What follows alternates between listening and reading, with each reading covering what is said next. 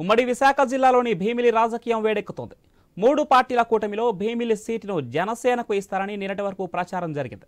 తాజాగా భీమిలి నుంచి మాజీ మంత్రి గంటా శ్రీనివాసరావు టీడీపీ టికెట్పై పోటీ చేస్తారని చర్చ నడుస్తోంది. దీంతో భీమిలి జన సైనికులు గుర్రుగా ఉన్నారు. భీమిలిలో జనసేన కోసం కష్టపడి పనిచేస్తున్న పంచకర్ల సందీప్కే టికెట్ ఇవ్వాలని డిమాండ్ చేస్తున్నారు కార్యకర్తలు.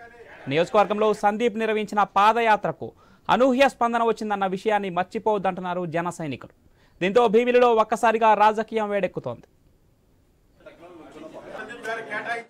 భీమిలి నియోజకవర్గంలో అహర్నిశలు కష్టపడుతూ ప్రజల మధ్యలో ప్రతి ఒక్కరి దగ్గరికి చేరుకొని ప్రతి ఒక్కరి మనసుకి దగ్గరైన డాక్టర్ సందీప్ పంచకర్ల గారికి సీట్ కేటాయించాలని చెప్పేసి మేము జనసేన పార్టీ అధ్యక్షుల్ని, అలాగే టీడీపీ అధ్యక్షులు చంద్రబాబు నాయుడు గారిని, బీజేపీ అధ్యక్షులు పురంధేశ్వరి గారిని కోరుకుంటున్నాం.